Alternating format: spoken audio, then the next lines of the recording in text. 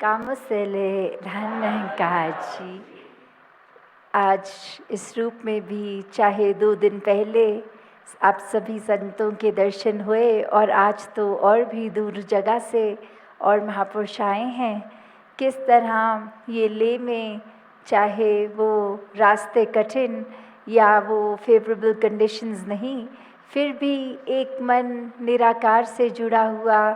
कि ये जो परमात्मा अंग संग है, पत्ते पत्ते में है, डाली डाली में है, कण कण में है, इस परमात्मा को जान के फिर इसके प्यार में हर समय जब रंगे रहेंगे तो वो भक्ति का रूप एक विश्वास के साथ आनंद की अवस्था लेके आता है। और फिर ये आनंद की अवस्था में भक्त युगों युगों से अपने जीवन को जीते हुए यही समझाते हैं कि कठिनाइयाँ दुख सुख से ऊपर फिर ये अवस्था हो जाती है। ये गृहस्थ में रहकर अपने काम काज करते हुए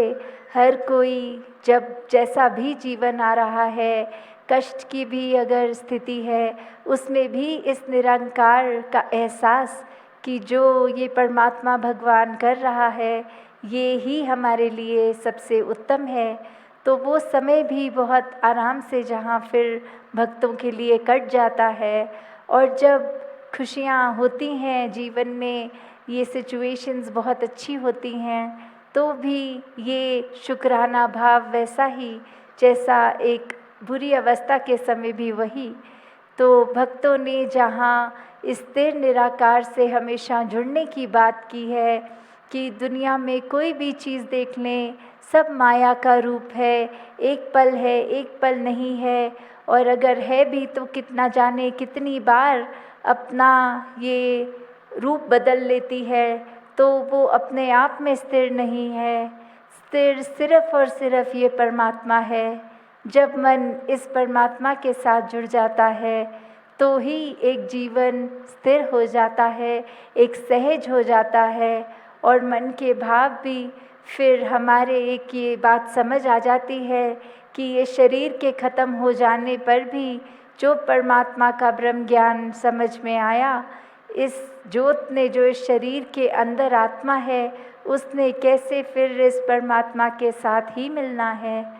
तो जहाँ ये ब्रह्म ज्ञान की दात आप सबके हिस्से में है, और अभी भी सत्संग के दौरान महात्मा आवाज़ दे रहे थे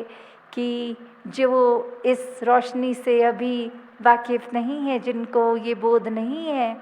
वो आज ही ये अपने जीवन को जीते जी ये ब्रह्म ज्ञान प्राप्त कर लें, ताकि जो मनुष्य योनि में आके सबसे बड़ा जो उद्देश्य होता है तो वो परमात्मा के साथ एकमिक होके इसका ज्ञान प्राप्त करके स्वयं की जानकारी कि आत्मा सिर्फ एक हमारे अंदर जो है वही है सदैव जो रहती है। जहाँ कोई भी ग्रंथ उठा दें, अगर उसमें बात